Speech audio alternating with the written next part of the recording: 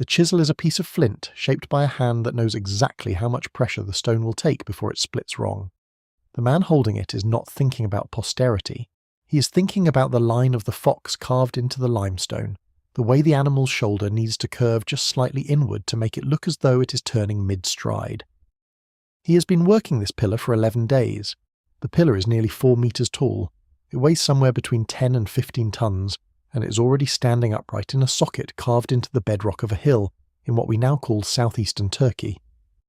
The year, by our reckoning, is somewhere around 9,600 years before the Common Era. The last great ice sheets are still retreating from the northern latitudes. The sea level is still rising, flooding coastlines that were dry land only a few generations earlier. And this man, whose name we will never know, is building a temple. That fact alone deserves a moment of stillness. 9600 BCE. The standard story of human civilization, the one most of us absorbed in school, begins somewhere around 5,000 years before the Common Era, with the emergence of writing in Mesopotamia and the first dynasties of Egypt.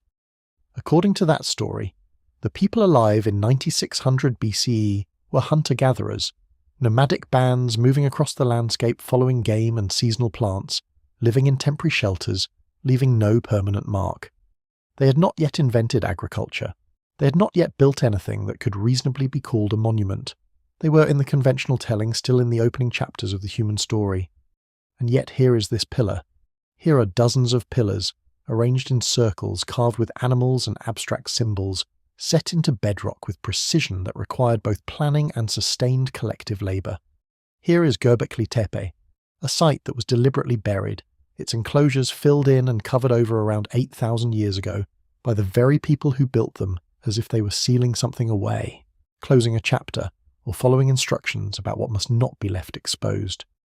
This is a documentary about the 10,000 years of human activity that preceded what the ancient world, across dozens of separate cultures, remembered as a great flood. It is about what people were doing, building and knowing during that long stretch of time that conventional history tends to describe as a blank. It is about the physical evidence those people left behind, evidence that now sits on the seafloor under desert sand, inside the geological record of a planet that went through one of the most dramatic climate transitions in the last 100,000 years. It is about what was erased, what was buried, what was submerged, and what, against considerable odds, survived. The period in question runs roughly from 20,000 years before the Common Era to approximately 9,600 years before the Common Era, that is, give or take, a span of 10,000 years. The Great Flood, or more precisely the catastrophic sea level rise associated with the end of the last ice age, is not a myth. It is a geological event. It happened. The question this script is going to examine is not whether the flood happened. The question is what was there before it happened, and what the flooding of enormous areas of previously inhabited land meant for the human populations who lived through it.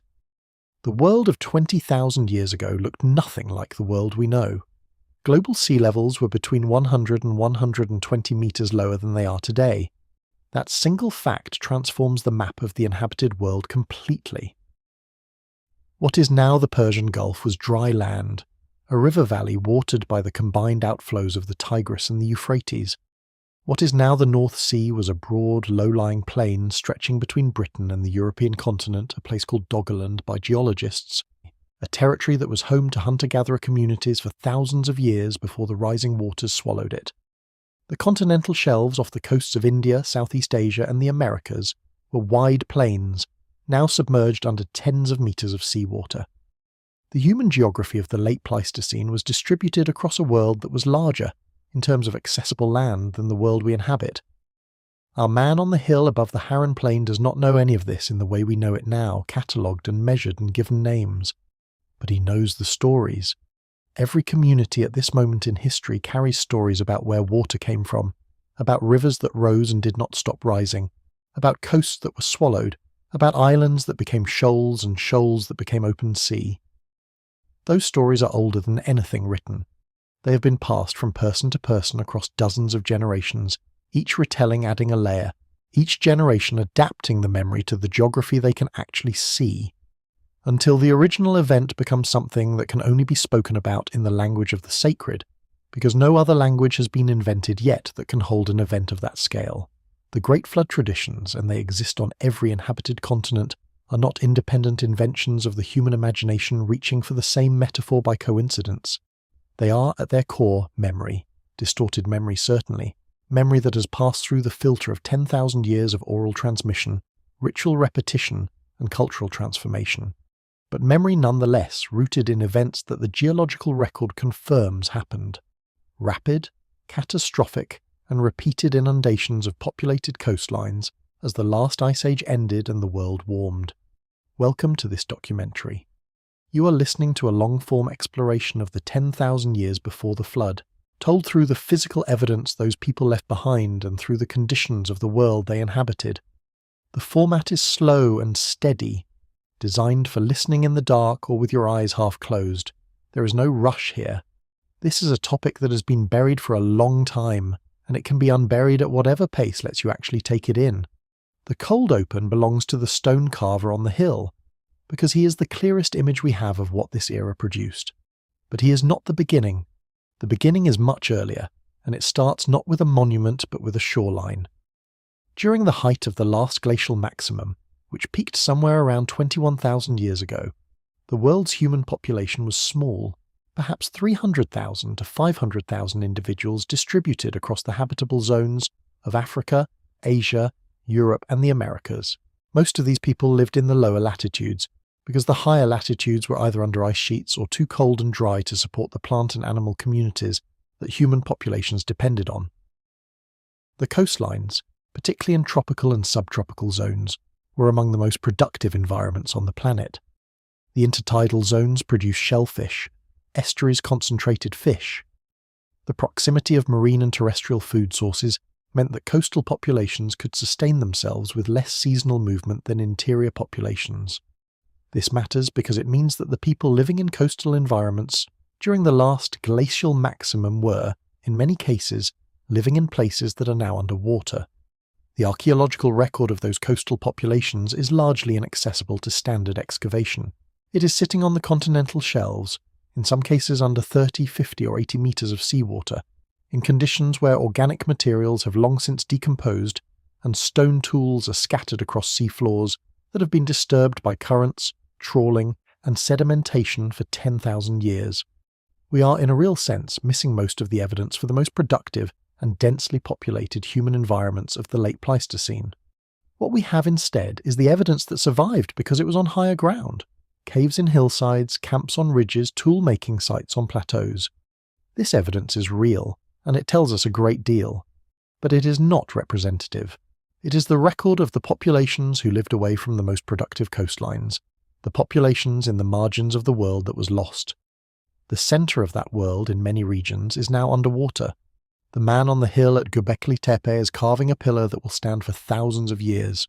He does not know that, or perhaps he does, in a different way, in the way that people who build things for the sacred rather than for the practical tend to understand permanence differently from people building for utility. What he knows is that this place has been used for a long time. The hill was not chosen arbitrarily. There are layers of previous activity beneath the enclosures being built in his lifetime. The place has been meaningful and inhabited seasonally or intermittently for longer than the oldest person he knows can remember. That is the frame. That is where the 10,000 years begin to come into focus. Not as a single story with a single protagonist, but as a long, slow accumulation of human presence in a world that was being transformed, decade by decade, generation by generation, by one of the most significant climate transitions in the planet's recent history. The Great Flood was not a single event on a single day, though some of its episodes were sudden enough to have felt exactly like that to the people who experienced them. It was a process spanning thousands of years that fundamentally reorganized the geography of human habitation. And in the 10,000 years before the most dramatic episodes of that process, human beings were not sitting still. The world at 20,000 years before the Common Era is cold in a way that is difficult to fully picture from where we stand now. Not uniformly cold, not a world locked in permanent winter, but a world where the climate zones are compressed toward the equator, where the temperate bands that today cover most of Europe, North America and Northern Asia are instead occupied by tundra, steppe, and in the far north, ice. The Laurentide ice sheet over North America reaches as far south as what is now Illinois. The Fennoscandian ice sheet covers all of Scandinavia and pushes down into northern Germany and the British Isles. The world's water is locked into ice, which is why the sea levels are so dramatically lower and the atmosphere is drier than today, with less evaporation from a smaller liquid ocean surface, which means less rainfall over the continental interiors and a general expansion of desert and semi-arid conditions across the mid-latitudes. And yet, people are living everywhere the land is not actually under ice. That is the first thing to understand about the human presence during the last glacial maximum. The cold and the aridity did not extinguish human populations. They compressed them, pushed them toward refugia, the pockets of relatively favourable climate that existed in lower latitudes and coastal zones. But within those refugia, life continued, and in some of those places it continued with a richness and a complexity that the standard narrative of early prehistory tends to underestimate. In southern Africa, the coastline that is now the Cape of South Africa supports communities of anatomically modern humans who have been doing something recognisable as complex behavioural modernity for tens of thousands of years. They collect shellfish at low tide. They use pigments, primarily red and yellow ochre, for body decoration, and possibly for other purposes we cannot directly read from the archaeological record. They make composite tools, hafting stone points onto wooden shafts with adhesives made from plant resin and ochre mixed together. They produce small, standardized bladelets that require a specific learned technique to make, a technique that takes years to acquire and that must be transmitted deliberately from one generation to the next. This is not the behavior of cognitively undeveloped humans fumbling towards civilization. This is the behavior of people with language, with teaching, with accumulated technical knowledge, and with the social structures necessary to sustain that knowledge across generations. The site that gives us the clearest window into this world is on a cliff top above the Indian Ocean. The cave faces the sea, and at 20,000 years ago the sea is further away than it is today. The coastline pushed outward by the lower sea levels, the intertidal zone richer and more accessible because the continental shelf at this latitude is wide and shallow. The people using this cave are not living in it full time. They come back to it repeatedly, seasonally, or when the conditions along the coast are right. The floor of the cave accumulates layers of ash, shellfish remains, animal bone, and discarded stone tools, each layer a season or a year of occupation, pressed down by the weight of subsequent visits into a stratigraphy that will eventually allow researchers to read the sequence of human activity here across tens of thousands of years. At 20,000 years ago, the layer being laid down in that cave contains something that will matter enormously to the question this documentary is exploring. It contains evidence of long-distance exchange. Stone tools made from materials that do not come from anywhere near the coast. Materials that must have travelled 200 or 300 kilometres to reach this place. Ostrich eggshell beads, perforated and strung, identical in form to beads found at sites hundreds of kilometres to the north and east. This is not local subsistence behaviour. This is a network. A web of connections between communities spread across a large region. A web maintained by periodic travel, by exchange of objects that carry social meaning, by the movement of people between communities, for marriage, for alliance, for the transmission of knowledge. Networks of this kind do not emerge overnight. They require trust built over generations, shared symbolic systems that allow strangers from different groups to recognize each other as part of the same extended social world, and enough demographic density that the network has enough nodes to be worth maintaining. The communities on the southern African coast at 20,000 years ago are not isolated bands stumbling through the landscape. They are participants in a social geography that extends across hundreds of thousands of square kilometres. Now move the focus northward to the continent of Europe, where the conditions are harsher but where, perhaps surprisingly, some of the most elaborate cultural activity of this entire period is taking place. The great painted caves of southwestern France and northern Spain belong to a tradition that was already ancient by the time of the last glacial maximum, and that would continue for thousands of years after it. The people creating these images are Cro-Magnon humans, fully modern in anatomy and capability, living in a world of cold and seasonal abundance that they navigated with extraordinary skill. A man is standing at the entrance to a cave in what is now the Dordogne region of France. The year is somewhere around 17,000 before the Common Era, near the height of the cave painting tradition. He's carrying a stone lamp a shallow depression carved into a piece of limestone, filled with animal fat and fitted with a wick of twisted moss or lichen. The lamp gives a warm, slightly flickering light that is not strong, but in the total darkness of the cave interior it is enough to see by, enough to paint by. He has been inside this cave many times. He knows its passages, knows where the low ceilings are, knows where the floor drops away unexpectedly. He knows which walls have the right texture for painting, the slightly rough, slightly porous surfaces where pigment adheres without running. The pigments he carries are in small bone containers: red ochre, ground to a fine powder, manganese dioxide, which gives black, charcoal from the fire at the cave entrance. Mixed with animal fat, these pigments produce colours that will last, as it turns out, for 17,000 years.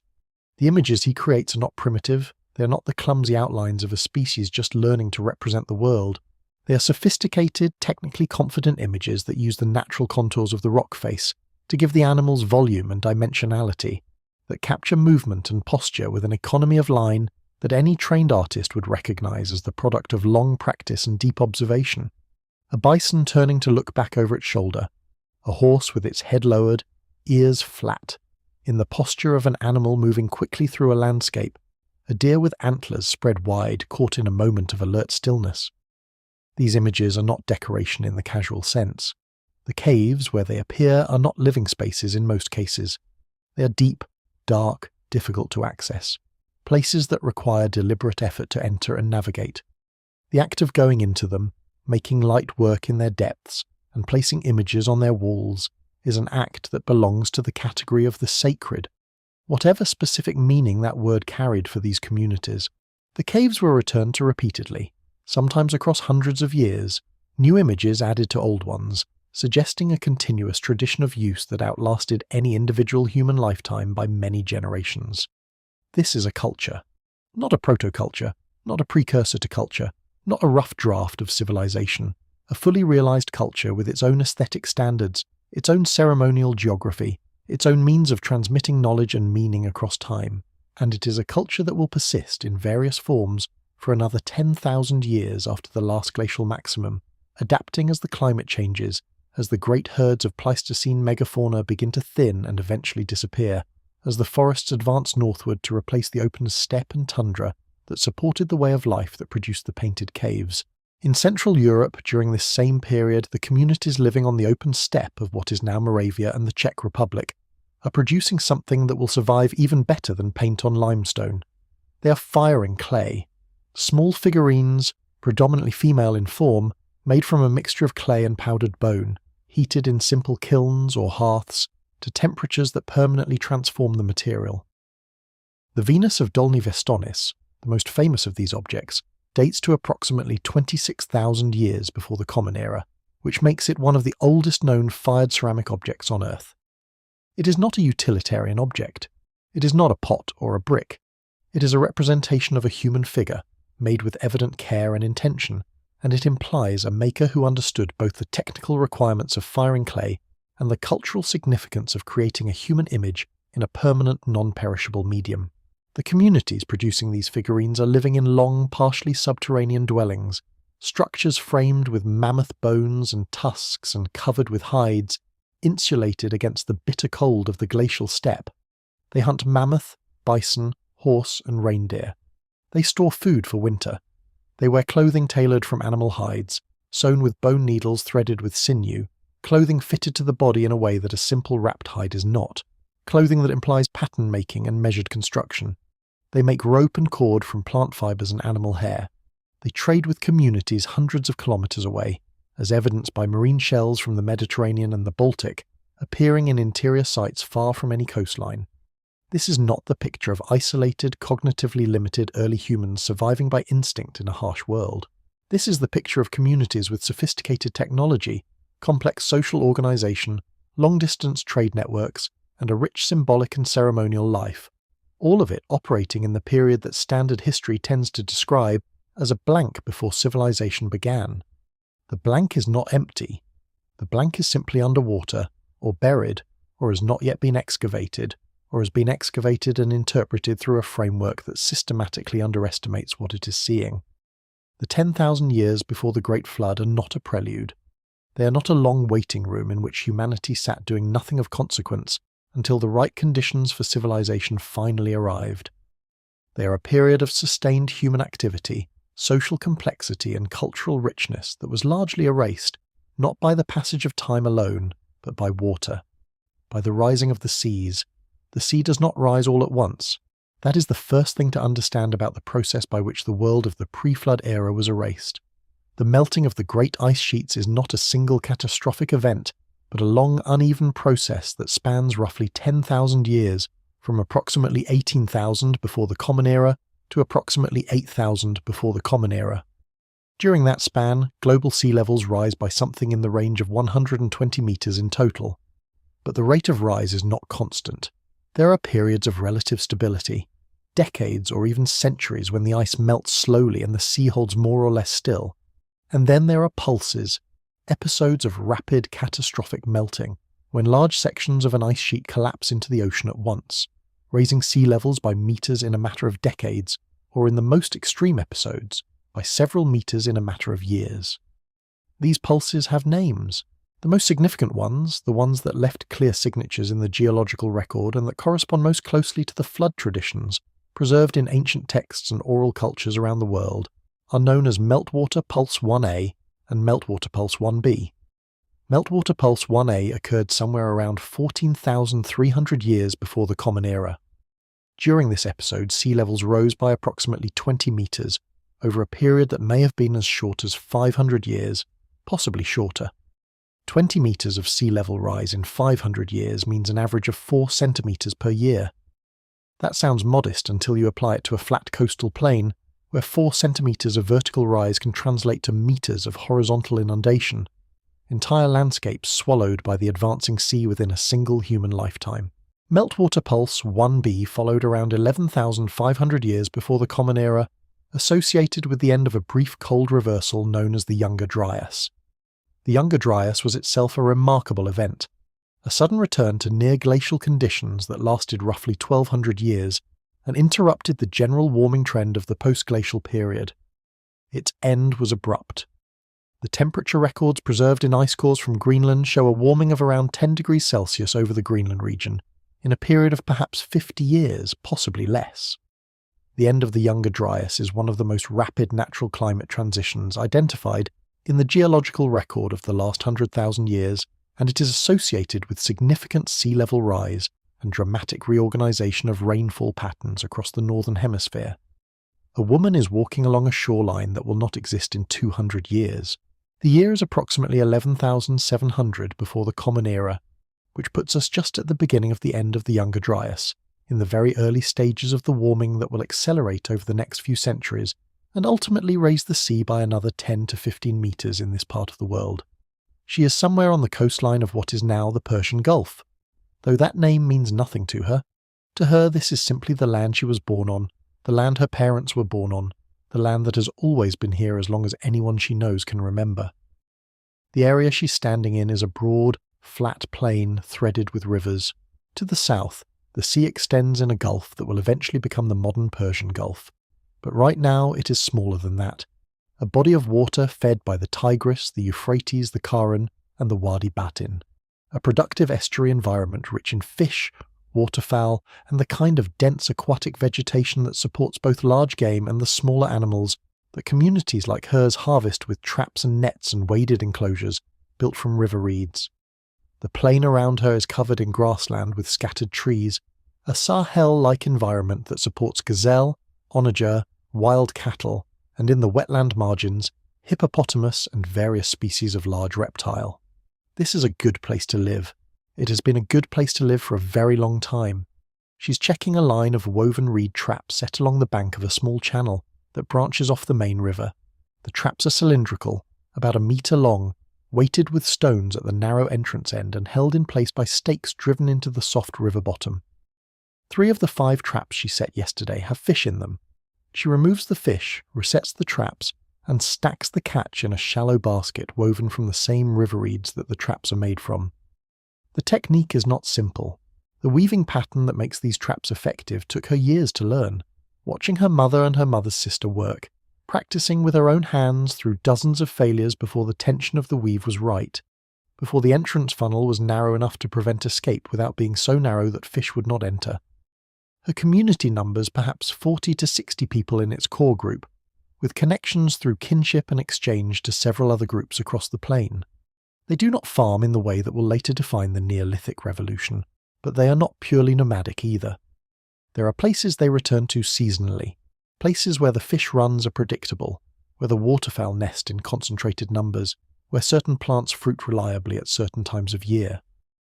The management of these resources is subtle and sophisticated, not planting in the sense of clearing ground and sowing seed, but tending, influencing, making small adjustments to the landscape that improve yields over time. Reed beds are cleared in some areas and left dense in others. Particular trees are not cut. Particular fishing grounds are left unworked for a season to recover. This kind of low-intensity landscape management is almost invisible in the archaeological record. It leaves no permanent structures, no distinctive artifact assemblages, no clear stratigraphic signature that a later excavator can point to and say, "Here, management began." It leaves only the faint statistical imprint of slightly altered species distributions, slightly higher than expected concentrations of useful plants in the vicinity of human habitation, slightly skewed age profiles in the animal bone assemblages that suggest selective harvesting rather than opportunistic hunting. Subtle signals in a noisy record. What the geological record does preserve, clearly and unmistakably, is what happens to this landscape over the next several thousand years. The sea level rises. The Gulf advances northward across the plain at a rate that varies but averages, in the flattest sections of the terrain, to kilometres per century. The river mouths migrate. The wetlands that were the most productive part of this woman's world shift northward and eventually shrink as the freshwater inputs are overtaken by marine inundation. The grassland plain that supported the gazelle herds is transformed first into coastal marshland and then into shallow sea bottom.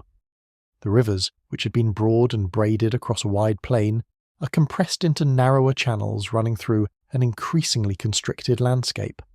By approximately 6000 before the Common Era, the modern outline of the Persian Gulf is essentially established. The plain where this woman set her fish traps is under approximately 60 metres of salt water. Everything her community built, every structure, every midden, every deliberately arranged stone or carefully tended reed bed, is gone, either dissolved by salt water or buried under sediment or scattered by millennia of tidal and current action. The people themselves, or rather their descendants across dozens of generations, moved northward with the retreating productive zone, carrying their knowledge and their stories with them, eventually becoming part of the populations that will develop the Ubaid culture and then the first Sumerian cities in the marshland and delta environment at the head of the Gulf. The memory of the flooded plain survives in those later cultures, transformed by time into the form in which we now encounter it. The Mesopotamian flood narratives, the Epic of Gilgamesh, the Atrahasis, the Eridu Genesis. These texts do not describe a single day of catastrophe, though their narrative compression makes them feel that way when we read them now. They describe the end of a world that was real, that was inhabited, that was productive and organised and meaningful to the people who lived in it, and that was taken by the water. The Atrahasis epic, one of the oldest surviving Mesopotamian flood texts, preserved on clay tablets that date in their written form to around 1700 before the Common Era, but that scholars believe preserve oral traditions going back much further, opens not with the flood but with a world before the flood that is clearly remembered as different from the world of the scribes who recorded it. In that earlier world, the text says, the gods were doing the labour themselves. Then humans were created to take over that labour. Then humans multiplied and became noisy, and the gods tried to reduce their numbers through plague and drought, before finally deciding on the flood as the definitive solution. The framework is mythological, but embedded in the mythological framework is a memory structure. There was a time before. The before was different. The before ended in water. The Sumerian king list, another text that encodes pre-flood memory in a form that was already ancient when it was first written down, lists 8 kings who ruled before the flood, with reign lengths that are astronomically long by any realistic standard, tens of thousands of years each. Scholars have debated the meaning of those numbers endlessly, but the structure of the list itself is significant regardless of how one interprets the numbers, There is a before and an after. The flood is the dividing line. What came before was different in kind from what came after, and the before is remembered as older, longer, more distant, and in some sense greater than the after. This is not the structure of pure invention. Pure invention does not need a before. Pure invention creates its world whole. The structure of a before interrupted by catastrophe and followed by a diminished after is the structure of memory, the shape that real historical rupture takes when it is transmitted across enough generations that the specific details are lost, but the emotional and structural truth of the event remains. Doggerland is the name given by geologists and archaeologists to the landmass that once connected what is now Britain to the European continent. At the height of the last glacial maximum, this was not a narrow land bridge or a shallow ford. It was a substantial territory, roughly the size of modern-day Germany, with its own river systems, its own lakes and wetlands, its own hills and valleys, its own seasonal patterns of plant growth and animal movement. The Thames, the Rhine, and the Seine did not empty separately into the Atlantic and the North Sea as they do today. They flowed together into a single great river system that drained southward across the Doggerland Plain before eventually reaching the ocean somewhere west of what is now the English Channel. The landscape was low-lying and wet in places, higher and drier in others, with extensive wetland margins along the river courses that supported enormous concentrations of waterfowl, fish, and the large mammals that pre-agricultural communities depended on. People lived here, not occasionally, not in passing, but as permanent residents across many generations, communities whose entire material world was organized around the specific resources of this specific landscape. The evidence for their presence comes from two sources: the occasional dredging of stone tools, animal bones, and organic materials from the North Sea floor by fishing trawlers, and the systematic survey work done using seismic data originally gathered by the oil and gas industry, which reveals the buried topography of the Doggerland Plain in extraordinary detail. The picture that emerges from that seismic data is of a varied, productive landscape that would have been among the most attractive environments in northern Europe for hunter-gatherer communities during the early post-glacial period. A man is standing on a low ridge above a river valley, somewhere in the middle of what will eventually become the North Sea. The year is approximately 9,000 before the Common Era. The climate has warmed considerably since the glacial maximum. The ice sheets are retreating.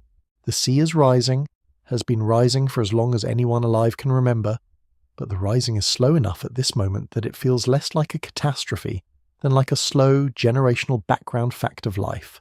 The kind of change that each generation inherits slightly further along than the previous one, but that no single lifetime spans completely enough to feel its full scope.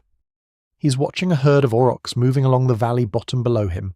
Aurochs are the wild ancestors of domestic cattle, massive animals larger than any modern breed, with forward-curving horns that can span more than a metre tip to tip. A mature bull auroch stands nearly 2 metres at the shoulder and weighs close to 1,000 kilograms. Hunting them is not a casual undertaking. It requires planning, coordination between multiple hunters, an understanding of the animal's behavioural patterns, their preferred routes, their reaction to wind direction and sound. This man has been watching this particular herd on and off for most of the summer. He knows which bull is dominant. He knows that the herd drinks at a particular bend in the river at dawn, and again in late afternoon. He knows that 2 of the cows have young calves that slow the herd's movement and make the group less likely to bolt at the first sign of disturbance. The hunting party he leads numbers 7 adults, 4 men, and 3 women, plus 2 adolescents old enough to participate but not yet fully experienced. They are equipped with bows, a technology that is relatively recent in northern Europe at this period. Spears with flint points hafted and slots cut into the wooden shafts and secured with birch tar adhesive, and knives made from flint blades struck from prepared cores carried in leather pouches at their belts. The birch tar used to haft the spear points is made by a process of controlled heating of birch bark in a low-oxygen environment, a process that requires specific knowledge to execute correctly, and that produces a thermoplastic adhesive of considerable strength. It is not an obvious technology. Someone had to discover it, or learn it from someone else who discovered it, and the knowledge had to be maintained and transmitted deliberately across generations. This community is part of the broad cultural tradition that archaeologists call the Mesolithic, the Middle Stone Age, which in northwestern Europe spans roughly from 10,000 to 6,000 before the Common Era, The Mesolithic was once described in the older literature as a kind of interregnum, a waiting period between the dramatic cave art and megafauna hunting of the Upper Paleolithic and the transformative innovations of the Neolithic. That characterization is no longer defensible. The Mesolithic communities of northwestern Europe were not marking time. They were adapting, innovating, and building social structures of considerable complexity in a landscape that was itself undergoing rapid transformation. The rising sea is the dominant fact of life for communities in Doggerland from around 9000 before the Common Era onward. It is not a secret. Every generation can see, if they look at the coast, that the water is further inland than the stories say it used to be. Certain fishing grounds that the grandparents knew are now too deep to wade. Certain camps that were used in living memory are now on low islands that flood at high tide. The practical response is the same one that communities facing any gradual environmental change have always employed: adaptation, movement, adjustment of territory. Groups that lived on the lowest ground moved to higher ground. Groups that had organised their seasonal movements around resources now being inundated adjust their routes. The overall population of the Doggerland region shifts gradually northward and eastward, toward the higher ground of what is now Britain and the coastal margins of northern Europe. But then, around 6200 before the Common Era, something happens that is not gradual. The Storegga Slide is the name given to a massive submarine landslide that occurs off the coast of what is now Norway, when an area of the continental shelf roughly the size of Scotland detaches and slides into the deep ocean. The displacement of water generates a tsunami. The wave heights along the coastlines of what is now Scotland, Norway and the Faroe Islands are estimated, from the sedimentary evidence the tsunami deposits left behind, to have reached between 10 and 20 metres above contemporary sea level in some locations. In the flatter lower terrain of what remains of Doggerland at this period, a tsunami of this scale would have been catastrophic and would have affected a much larger area. The Storegga tsunami is not the end of Doggerland, because much of the low terrain had already been inundated by the gradual sea level rise before this event. But for whatever communities still occupied the higher ground of what was by then a much reduced territory, it would have been experienced as precisely the kind of sudden, total catastrophe that flood traditions describe.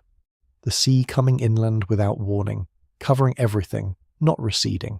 The survivors of that event, if there were communities in the affected area when it occurred, carried the memory of it. That memory joined the already existing body of accumulated stories about the sea rising, about land being lost, about places that used to be dry that were now underwater. In northwestern Europe, these stories eventually fed into the mythological traditions of the Celtic and Germanic peoples, traditions that include persistent references to lost lands under the sea, to kingdoms swallowed by the waves, to a time before the current world when the geography was different and human communities lived in places that are now only accessible by diving. The Welsh legend of Cantra Gwaelod, the Lowland Hundred, describes a fertile kingdom off the coast of what is now Cardigan Bay in Wales, protected from the sea by a system of sluice gates and embankments that was drowned when the gates were left open through negligence. The Cornish legend of Lyonesse describes a land between Cornwall and the Isles of Scilly that sank beneath the waves.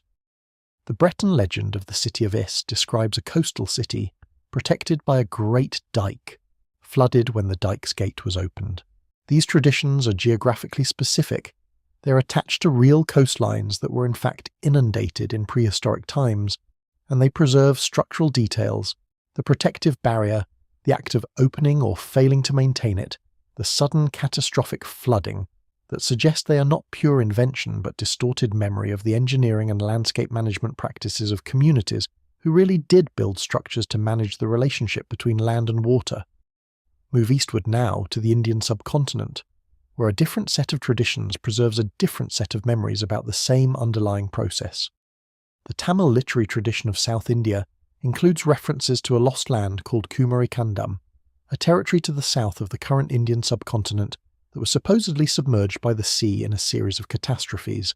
The Tamil Sangam literature, the earliest corpus of classical Tamil poetry and prose, includes references to an earlier literary tradition, associated with earlier Sangam academies, that was lost when the land where those academies met was swallowed by the sea. The continental shelf to the south of India and Sri Lanka is wide and relatively shallow. At the last glacial maximum, with sea levels 120 metres lower than today, this shelf was dry land, a significant extension of the subcontinent's southern coastline into what is now the Indian Ocean. The distances involved are substantial. The 100-metre depth contour off the southern tip of India lies roughly 300 kilometres south of the modern coastline in some sections. That is 300 kilometres of territory, productive coastal plain and intertidal zone, that was habitable land during the last glacial maximum, and that was progressively inundated over the following 10,000 years. A fishing community on that coast, at its furthest southern extent, would have experienced the flooding of their world over many generations, retreating northward as the sea advanced, watching the landmarks of their grandparents' stories disappear under the water. The stories they carried with them as they moved would have accumulated over time into the tradition of a great southern land that once existed and that was lost to the sea, a tradition that eventually took the literary and mythological form of the Kumari Kandam legends preserved in Tamil texts. The pattern is consistent across cultures that have no direct contact with each other and no possibility of having borrowed the story from a common written source. The specific details vary, the names differ, the supernatural frameworks wrapped around the core memory differ according to the religious and cosmological traditions of each culture. But the structural core is the same. There was land, the sea took it, a people survived and remembered.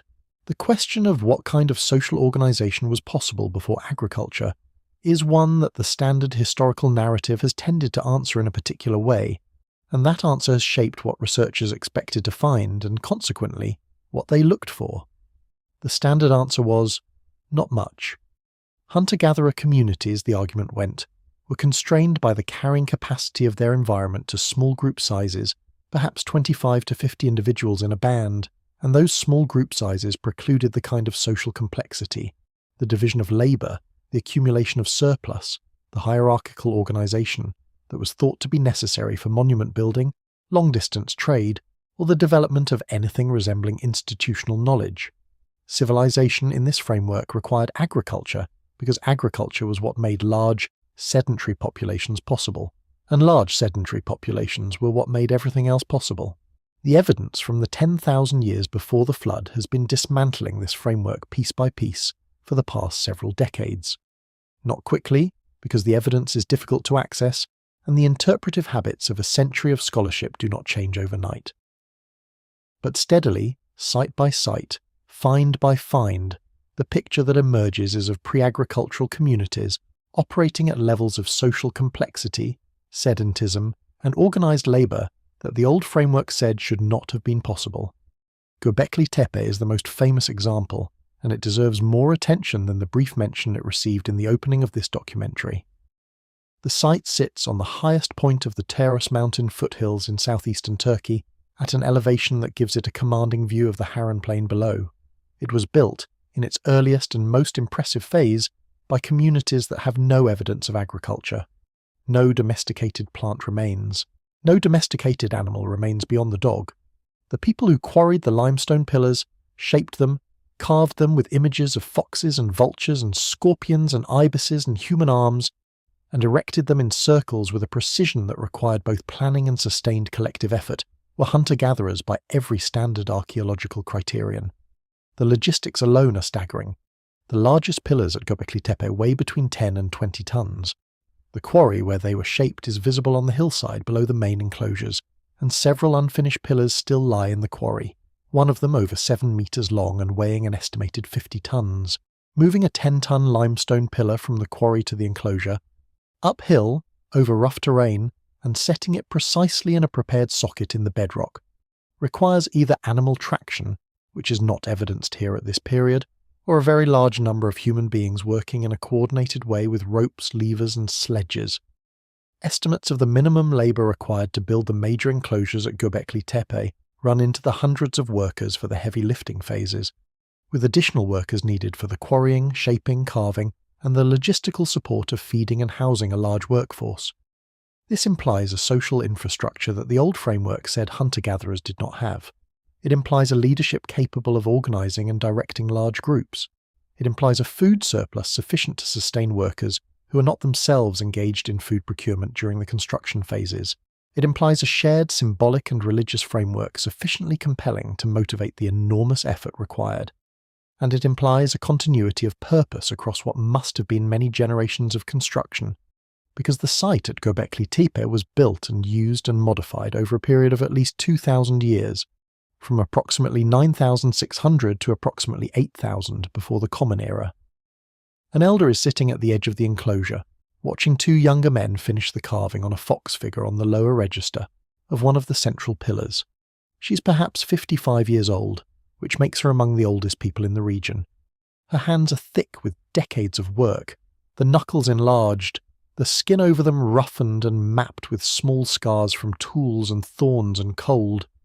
She does not carve any more, not the fine detailed work, but she knows what the carving should look like.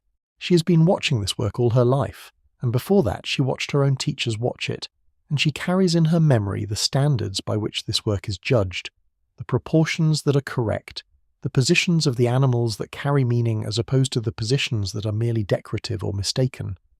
The fox on the pillar is being carved in a position of movement, its body elongated, its tail carried low. She knows what this means, or rather she knows the version of what this means that was transmitted to her, which is itself a version of an older understanding, and she is aware that the chain of transmission goes back far enough that she cannot be certain her version is the original one. This is something she thinks about. The people who first built on this hill, the first enclosures, the oldest circles that are now partly buried under the newer construction, what did they know? What were they trying to preserve? The question has no answer she can give, but the fact that she asks it is itself a form of historical consciousness, an awareness that there is a before that is different from the now, and that the before matters. The deliberate burial of the enclosures at Göbekli Tepe is one of the most intriguing facts about the site. Around 8,000 before the Common Era, the practice of building new enclosures seems to have ceased, and the existing enclosures were filled in with a mixture of limestone rubble, flint tools, animal bones, and soil. The filling was deliberate and careful. It was not abandonment, it was interment. The site was being buried by the same people, or the same tradition that built it, with evident intention, and the result of that intentional burial was the preservation of the structures to a degree that accidental abandonment would not have achieved. The fill protected the lower portions of the pillars, the carved registers, the floor surfaces, from millennia of erosion. Whatever the motivation for the burial, its effect was to create a time capsule. The question of why is unanswerable with current evidence, but the range of plausible interpretations is instructive. One possibility is that the burial was a form of ritual closure, a deliberate ending of the site's active use that honoured the structures by enclosing them, rather than simply leaving them to decay. Another possibility, less often discussed, is that the burial was protective, an intentional act of preservation by people who understood, on some level, that they were living through a period of change and that the structures on the hill represented something worth protecting from that change. The period during which Göbekli Tepe was buried, around 8,000 before the Common Era, coincides with one of the most significant phases of post-glacial sea level rise and with the transition to agricultural economy in the broader region. The world was changing rapidly. The people on the hill knew it. What was happening in the rest of the world during the long centuries of Göbekli Tepe's construction and use? The answer is more activity, more complexity, more evidence of organised human communities operating at scales and levels of sophistication that the old framework did not predict. In the Levant, the communities known as the Natufians are doing something that sits precisely on the boundary between foraging and farming. The Natufians, who flourish from approximately 15,000 to 11,500 before the Common Era, are harvesting wild cereals intensively, using flint-bladed sickles whose edges preserve the characteristic silica sheen that results from cutting grass stems, storing grain in purpose-built storage structures, and living in permanent villages of round stone-founded dwellings. They are not planting the grain, they are harvesting wild stands of it.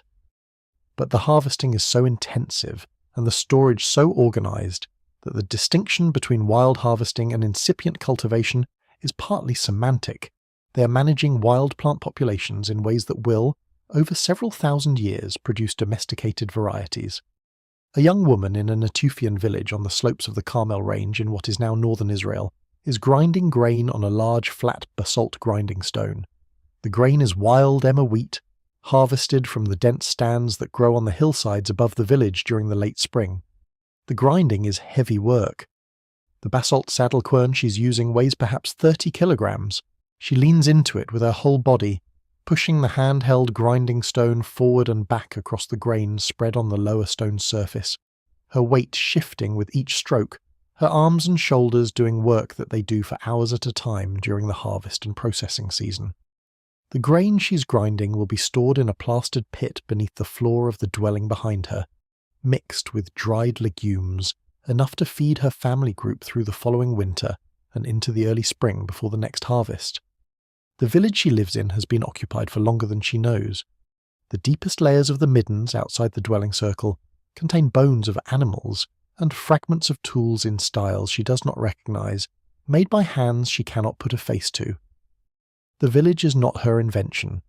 She was born here, grew up here, will probably die here. The permanence of the place is simply the condition of her life, not a technology she is aware of having adopted.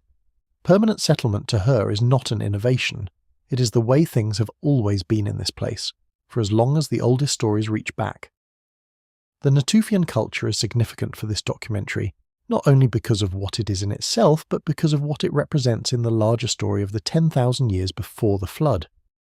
It represents the leading edge of a broad transition that is happening across the old world during this period, a transition from highly mobile foraging to increasingly sedentary, intensified resource use.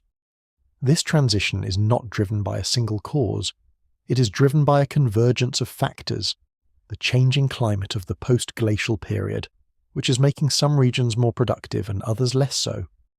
The demographic pressure that results from populations expanding into the newly habitable landscapes opened up by the retreating ice, and the accumulated knowledge of generations of intensive foragers who have developed a deep understanding of the plant and animal communities they depend on, deep enough to begin actively manipulating those communities in ways that will eventually produce domestication.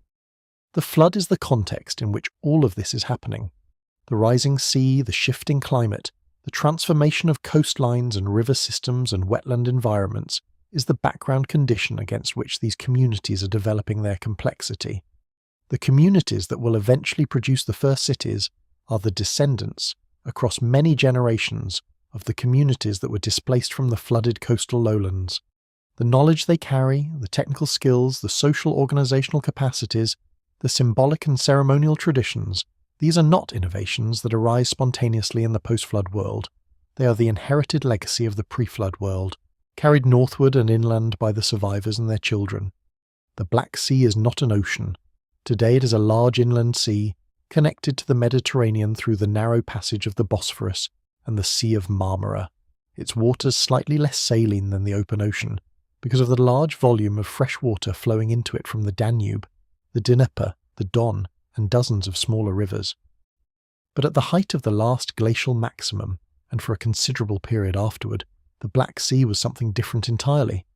It was a freshwater lake, isolated from the Mediterranean by the land barrier at what is now the Bosphorus, its level substantially lower than the Mediterranean because it was fed only by river inflow and had no marine connection. The lake was cold and deep, productive enough to support fish populations and the communities that fished them, but categorically different from the saltwater sea it would eventually become. The transformation happened, according to the geological evidence preserved in the sediments of the Black Sea floor, somewhere around 7200 before the Common Era. The exact mechanism is debated, and the scale of the event is a matter of ongoing scientific discussion, but the basic outline is clear. As Mediterranean sea levels rose during the post-glacial period, the water eventually reached a height sufficient to overtop or breach the rock sill at the Bosphorus. When the barrier gave way, either gradually through erosion or suddenly through a collapse of the sill, Mediterranean saltwater began flowing into the lower-lying Black Sea basin. The inflow, once established, was self-reinforcing.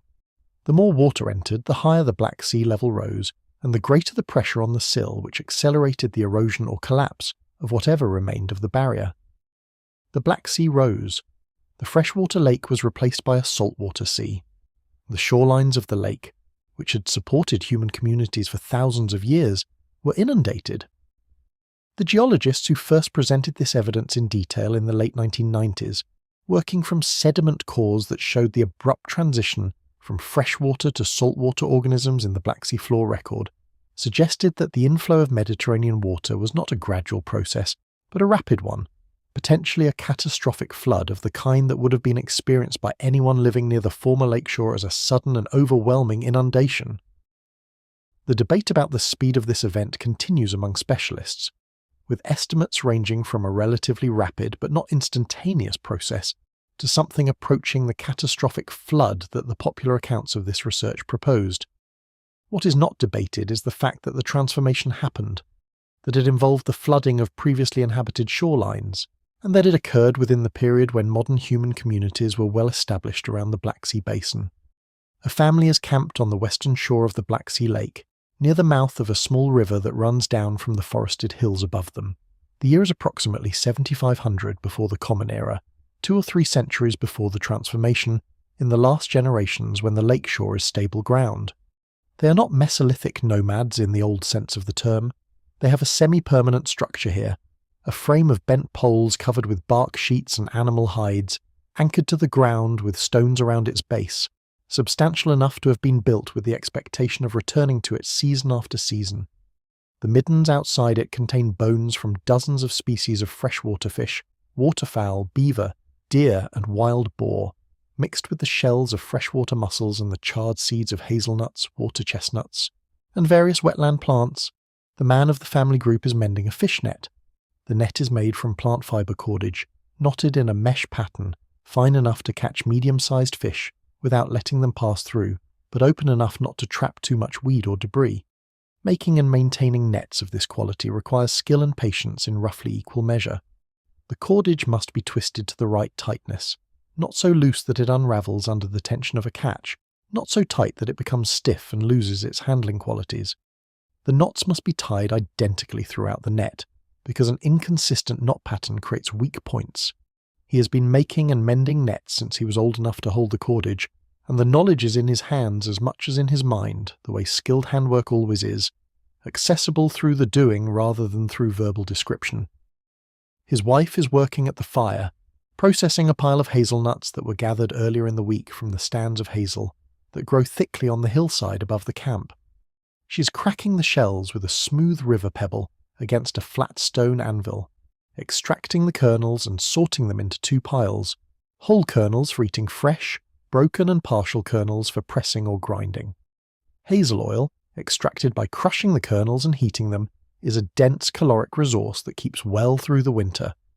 The whole kernels can be dried and stored for months. Hazelnuts are one of the most reliable and energy-dense plant foods available in the temperate zones of Europe and Western Asia, and communities with access to productive hazel stands have a nutritional foundation that requires less mobility than communities dependent on hunting alone. Their children, 3 of them ranging in age from perhaps 4 to 12, are playing near the water's edge, doing what children everywhere do near water, which is to say, testing its edges, throwing stones into it, and getting gradually wetter than anyone planned. The lake stretches away to the east, its far shore not visible from here, its surface this afternoon calm and grey under an overcast sky. There is nothing in the appearance of the lake, on this particular afternoon, in approximately 7500 before the Common Era, to suggest that it will not be here in 200 years. The water is where it has always been. The shore is where it has always been, but 200 years from now the shore will not be there. The water will be. The site of this camp, the midden, the fire pit, the pole structure, the flat stone where the hazelnuts were cracked, all of it will be under water. The lake level will have risen by tens of meters. The fresh water the family knows will have been replaced by salt water, flowing in from the distant Mediterranean, killing the freshwater fish populations that the net is designed to catch, transforming the ecology of the entire basin over a period of years or decades following the breach.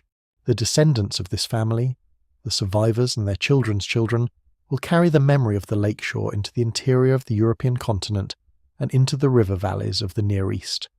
They will join the complex mixing of populations that is happening across the region during this period, as communities displaced from the flooded Black Sea shoreline encounter the expanding agricultural communities moving out of Anatolia and the Levant, and the resident Mesolithic communities of Central and Western Europe. The genetic evidence for this mixing is preserved in the DNA of modern European populations, in the form of distinct ancestral lineages that can be traced to the different source populations of this period. The Black Sea flood is not a local event. Its demographic consequences ripple outward across the continent. The flood traditions of the cultures that eventually emerge from this mixing reflect the event in various ways. The Mesopotamian flood narratives, already discussed, may incorporate memories not only of the Persian Gulf inundation, but also of the Black Sea transformation, carried westward and southward by the displaced communities of the Black Sea shore, and eventually merged with local flood memories into the composite narrative preserved in the cuneiform texts.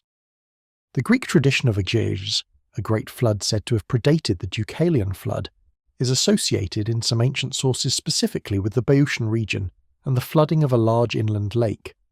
The Deucalion flood itself, the Greek version of the universal flood narrative, is set in the context of a world before the current world, a world that was more perfect and more fully inhabited before the water came.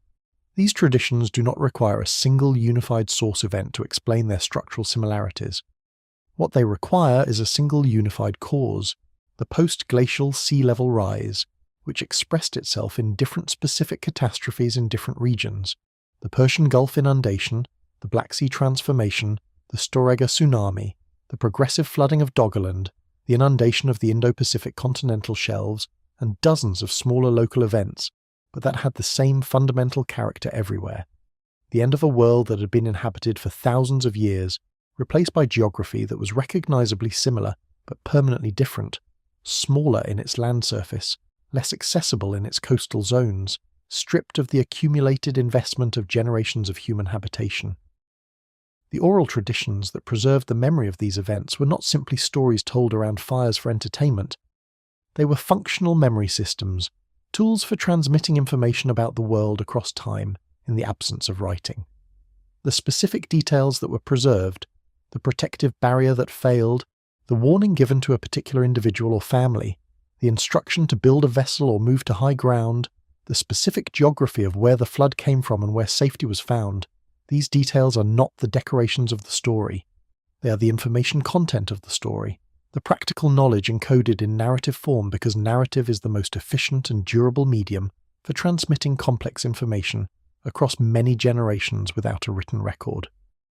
A storyteller in a community somewhere on the northern edge of the Fertile Crescent, around 7000 before the Common Era, is reciting a flood narrative to an audience that includes both adults who have heard it many times and children hearing it for the first time. The recitation is long. It takes most of the evening. The storyteller's voice is not dramatic in the modern performance sense. It is steady and rhythmic, with a quality of controlled breath that suggests long practice, the kind of vocal technique that allows a speaker to sustain extended recitation without fatigue. The audience is quiet.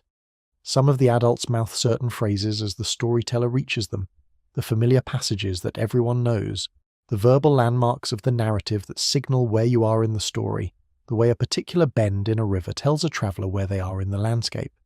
The story being told includes a description of a world before the flood that is different from the world the audience inhabits. In that earlier world, the text of the story says, "The land extended further to the south, and there were cities, or places that function in the story as cities, whose names are given and whose locations are described in terms of their relationship to rivers and to the sea. The flood came from the sea rose, it did not stop. The people who were warned built vessels or moved to high ground. Most did not survive. The world after the flood was smaller and harder than the world before it. This is not mythology in the dismissive sense. This is transmitted historical knowledge, shaped by the requirements of oral transmission into a form that can be reliably reproduced across generations, adorned with the supernatural and the dramatic, because those elements make it memorable and therefore more likely to be preserved intact, but carrying at its core a factual claim about the world. It was different before. The water changed it. We are the descendants of the people who survived. The continental shelf of Southeast Asia holds some of the most significant submerged landscapes on Earth, and also some of the least studied. At the last glacial maximum, when sea levels were at their lowest, the islands of Sumatra, Java, Borneo, and the Malay Peninsula were not islands at all. They were the elevated margins of a large continental landmass, known to geographers as Sunderland, that extended the Asian continent southward into what is now the Java Sea and the South China Sea. The Sunderland Plain was bisected by river systems draining from the central highlands of what is now Borneo, flowing northward into the South China Sea through valleys that are now submerged under 50 to 80 metres of water. The combined area of Sundaland at the glacial maximum was roughly comparable to the area of modern India, a substantial territory with varied topography, diverse ecosystems, and a climate moderated by its equatorial position and by the presence of large inland water bodies. People had been living in this region for a very long time before the flooding began.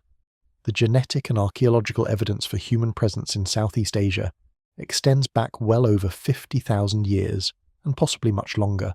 The communities of Sundaland were not at the periphery of the human world during the last glacial maximum. They were at one of its productive centres, with year-round plant foods, abundant freshwater fish, coastal and estuarine resources, and a climate that did not impose the brutal seasonal stress that made life so demanding in the higher latitudes. The demographic density of Sundaland during the pre-flood period was almost certainly higher than the sparse upland archaeological record suggests, because the most productive environments, the river valleys and coastal margins of the plain, are now under water. The genetic legacy of the Sundaland populations is preserved in the DNA of modern populations across Southeast Asia, the Pacific, and as far as Madagascar and the eastern coast of Africa. The haplogroups that trace to this region show a pattern of dispersal that radiates outward from the Sundaland core across the period of the flooding, as if the rising waters pushed populations outward along the routes of least resistance, northward into mainland Southeast Asia and China, eastward through island chains into the Pacific, westward across the Indian Ocean, in a series of maritime migrations that eventually reach the African coast. This dispersal pattern is not the result of a single migration event, but of a long series of movements driven by the progressive inundation of the Sundaland homeland over many thousands of years. A community is living on the eastern coast of what will eventually become the island of Borneo, at the mouth of a large river whose valley extends far into the interior of the landmass. The year is approximately 12,000 before the Common Era. The sea is already rising, has been rising for 6,000 years at this point, but the rate of rise in this period is slow enough that the changes within a single generation are small, measured in meters of vertical rise over a lifetime, which translates to variable horizontal distances depending on the local slope of the terrain. Near the river mouth, where the land is flat and low, even a small vertical rise in sea level means significant horizontal inundation. The river mouth has shifted in the lifetimes of the oldest people here. The fishing grounds that the grandparents' stories describe are no longer reachable by wading. The community here is maritime in its orientation, in a way that the inland communities of the same period are not. They build watercraft, not large ocean-going vessels of the kind that will be constructed thousands of years later, but substantial river and coastal craft. Dugout canoes of a size sufficient to carry several people and a significant quantity of cargo, stabilized in some cases with outriggers that improve their stability in the choppy conditions of the river mouth and the open coastal waters. The outrigger canoe, in its various forms, is one of the great technological achievements of the Sundaland world, a design so well adapted to the conditions of the Indo-Pacific that it will spread across the Pacific and Indian Oceans over the following millennia in the hands of the maritime descendants of these communities.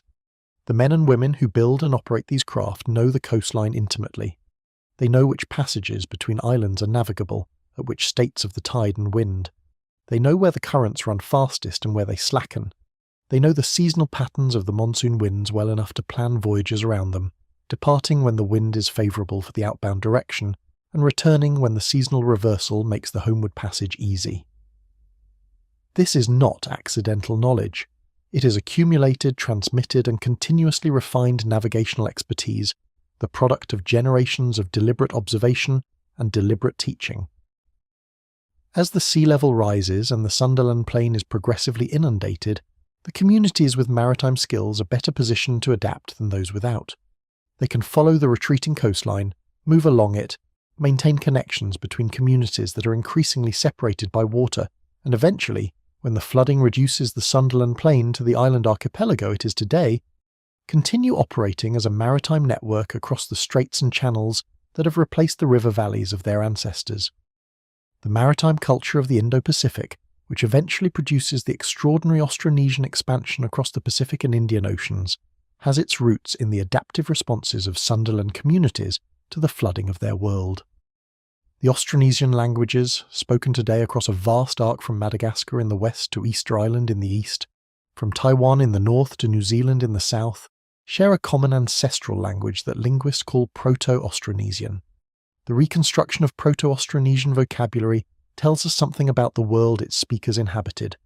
It contains words for specific types of watercraft, for sailing and paddling, for navigation by stars and currents, for the management of specific domesticated plants, and for social and ceremonial concepts that imply a complex stratified society with defined roles and inherited obligations. The ancestral language of this vast family was not the language of simple nomadic foragers. It was the language of a maritime civilization, organized around the sea and the management of the sea's resources and routes. The flood traditions of the Austronesian-speaking peoples are consistent with this picture. Across the Pacific, from the Philippines to Hawaii to the islands of Polynesia, flood traditions describe a time when the sea rose and covered the land, when communities were forced to take to their canoes, when islands that once existed were swallowed by the water and can no longer be found. The specific details vary from island tradition to island tradition, but the theme of a flooded ancestral homeland, of a people who survived because they were already skilled on the water, is remarkably consistent across the entire linguistic and cultural family. Now consider the other side of the Pacific. The Americas were reached by human populations crossing from Northeast Asia into Alaska during the last glacial maximum, when the land bridge of Beringia, another enormous tract of now submerged territory, connected the two continents. Beringia at its maximum extent was not a narrow land bridge. It was a broad, relatively flat steppe environment stretching 1,000 kilometers from north to south, a territory in its own right, inhabited by its own communities for thousands of years, before the rising seas eventually separated the two continents and isolated the American populations from their Asian relatives. The flooding of Beringia happened in stages. The eastern part, connecting what is now Alaska to the Asian mainland, was inundated first as the Bering Strait was re-established by rising sea levels somewhere around 11,000 before the Common Era. The western extension, which connected the Alaskan coast to what is now the Aleutian Island chain and beyond, remained habitable somewhat longer. The communities living on the Beringian Plain as it was flooded had by this point populations already established in the Americas to the south and east, populations that had been living on the American continent for at least 15,000 years and possibly considerably longer. A group of people is moving southward along the coast of what is now British Columbia, in the period around 13,000 before the Common Era. The debate about when and how the Americas were first populated is long and complex, but the coastal migration route, following the Pacific coastline from the ice-free refugia of the Alaskan coast southward, is supported by both genetic evidence and the logical geography of the period. The interior of North America at this time is largely inaccessible, blocked by the Laurentide and Cordilleran ice sheets. But the coastal corridor is open, the kelp forests of the Pacific coast providing a rich and predictable food resource for communities with even basic maritime skills. The people moving along this coast are not aware that they are entering a continent that has never been walked by humans. That idea, the discovery of a new world, belongs to a much later era and a very different kind of consciousness. They are following the coast because the coast is where the food is. The intertidal zone gives them shellfish. The kelp forests harbour fish, sea mammals and edible marine plants. The rocky shores give them shelter from the worst of the coastal weather. They move southward not as explorers seeking new territory, but as foragers following a productive resource zone, generation by generation, the accumulated distance of many lifetimes' worth of gradual movement, along a coastline that goes on further than anyone has yet travelled. The archaeological evidence for this coastal migration is predictably largely submerged. The coastline they walked is now underwater, the sea level of 13,000 years ago being some 60 to 70 metres below the present level along this coast. The sites where they camped, the shell middens they left, the tools they made and discarded, are on the continental shelf under the waters of the modern Pacific. What survives on dry land are the sites at the northern and southern ends of their route, in the ice-free refugia of the Alaskan coast, and in the earliest occupation sites further south. Sites that were on higher ground and thus above the later sea level rise. The flood traditions of the indigenous peoples of the Pacific coast of North America are among the most detailed and geographically specific of any on the continent. The Haida, the Tlingit, the Coast Salish, and numerous other nations preserve traditions of great floods, of the sea rising to cover the mountains, of canoes tied to the highest peaks while the water was at its height, of a world that emerged slowly from beneath the water as it receded. These traditions are not generic. They are tied to specific geography, specific landmarks, specific sequences of events that correspond in their broad outlines to what the geological record tells us happened along the Pacific coast of North America during the post-glacial sea level rise. The mountains that appear in these traditions as the places of refuge are the real mountains of the Pacific coast, rising steeply from a coastline that was, in the not-so-distant past, much further out to sea. The convergence of flood traditions from cultures with no historical contact, across 5 continents and dozens of language families, is not a coincidence that requires a supernatural explanation. It requires a natural one. The natural explanation is the one the geological record provides. The end of the last ice age was accompanied by one of the most rapid and extensive reorganizations of the planet's coastal geography in the last 100,000 years, and the human communities living through that reorganization remembered it in the only way available to them, by telling the story of what happened to everyone who came after them. What survives of the 10,000 years before the flood is, in the end, a question about what kinds of evidence are durable enough to outlast the transformation of a world. Stone survives, fired ceramic survives, in fragments, bone survives, under the right conditions. The chemical signatures left in sediment layers survive. DNA, preserved in cold or dry conditions, survives. Language survives, in the form of reconstructed proto-languages whose vocabulary tells us about the world their speakers inhabited. Story survives, changed beyond precise recognition but structurally intact in its deepest layers. What does not survive, or survives only in fragments too scattered and degraded to read with confidence, is everything made of wood, fibre, hide, and the other organic materials that pre-agricultural communities used for most of their technology. The net, the rope, the basket, the boat, the leather bag, the carved wooden figure, the woven mat, all of it gone, dissolved by time and water and the slow chemistry of decay. This matters because it means that our picture of the pre-flood world is systematically biased toward the hard and the permanent. The things we know most about are the things that were made to last. The stone tools, the cave paintings, the carved limestone pillars, the fired clay figurines. The things we know least about are the things that were made for daily use, for carrying, for containing, for travelling, for the 10,000 practical purposes that occupied most of the waking hours of a human life in that period. We are reading the pre-flood world through a filter that preserves monuments and discards daily life, that keeps the temple and loses the house, that maintains the carved pillar and destroys the woven sleeping mat beside it. Understanding this bias is not the same as correcting it, but it is the beginning of reading the evidence more honestly. When we see the carved pillars of Göbekli Tepe and conclude that the people who made them had sophisticated symbolic and technical capabilities, we are on solid ground. When we then assume that everything else about their lives was correspondingly primitive, because we have no evidence of permanent housing or agricultural surpluses or stored goods at the site, we are making an argument from silence that the bias of preservation should make us very cautious about. The absence of evidence for those things at Göbekli Tepe is not evidence of their absence. It is evidence of the fragility of the materials they were made from and, in some cases, of the fact that we have not yet excavated more than a small fraction of the site. The fraction of Göbekli Tepe that has been excavated is, by the estimates of those working there, somewhere between 5 and 10% of the total buried area. The remaining 90 to 95% is still under the hill waiting. What has been found in the excavated sections already includes not only the famous T-shaped pillars with their animal carvings, but also large stone vessels, carved stone benches, and evidence of large-scale food preparation, the processing of grain, and the slaughter and cooking of large quantities of wild game, suggesting that the site was the location of periodic communal gatherings involving many more people than any single community could supply. This is not the evidence of a local shrine.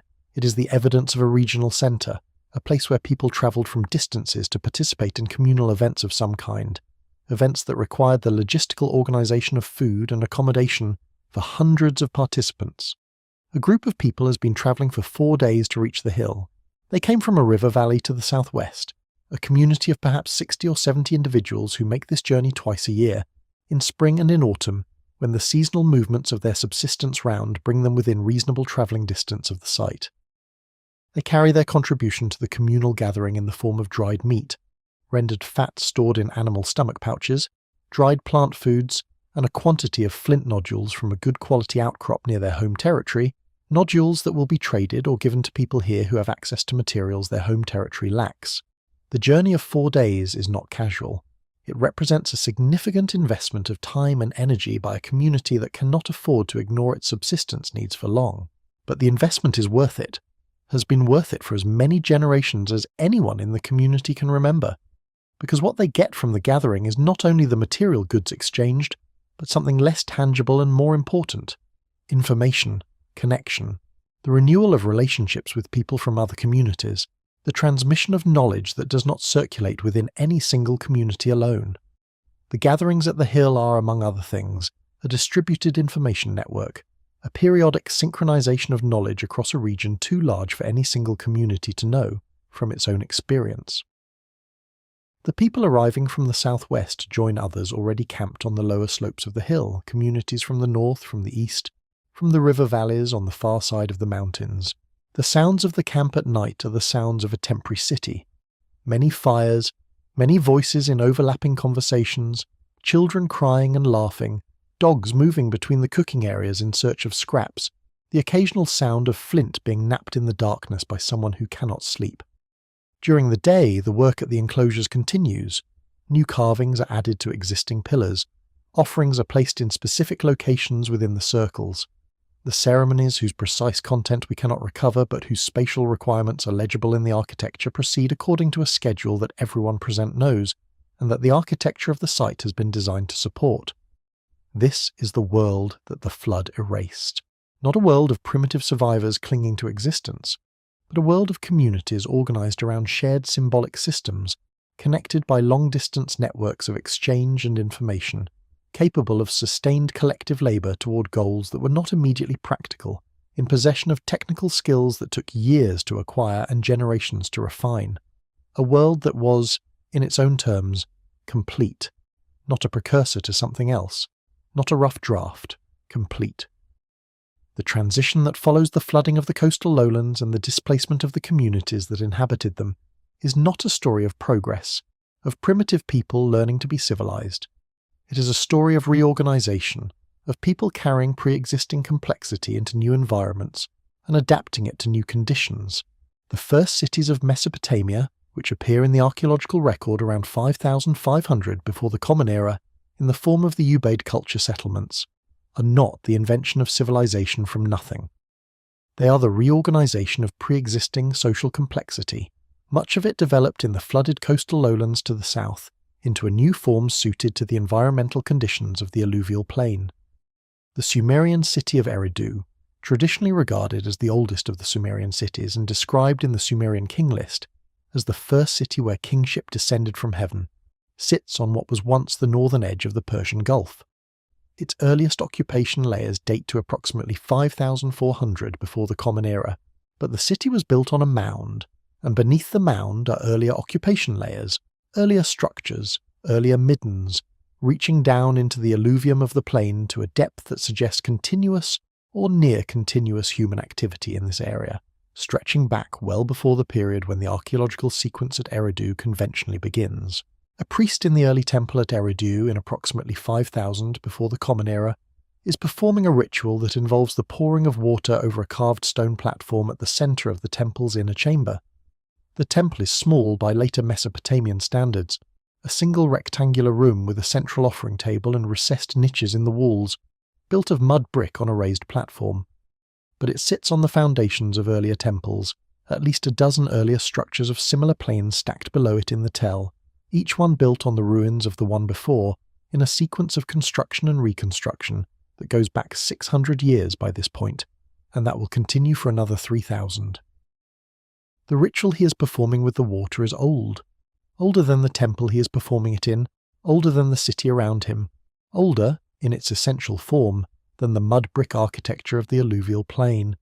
It comes from somewhere else, or rather from somewhere that no longer exists as somewhere, from the flooded plain to the south where his ancestors' ancestors lived before the sea came. The association of water with the sacred, the idea of the deep waters as the source of wisdom and life, the ritual use of water in temple settings. These are not innovations of the Sumerian urban world. They are inheritances carried northward through generations of displacement, eventually formalized in the architectural and liturgical traditions of the first cities. Enki, the Sumerian god most closely associated with water, with wisdom, and with the deep freshwater ocean called the Abzu that was believed to lie beneath the earth, is in the oldest texts a god of the south, associated specifically with the city of Eridu and with the waters that surrounded it.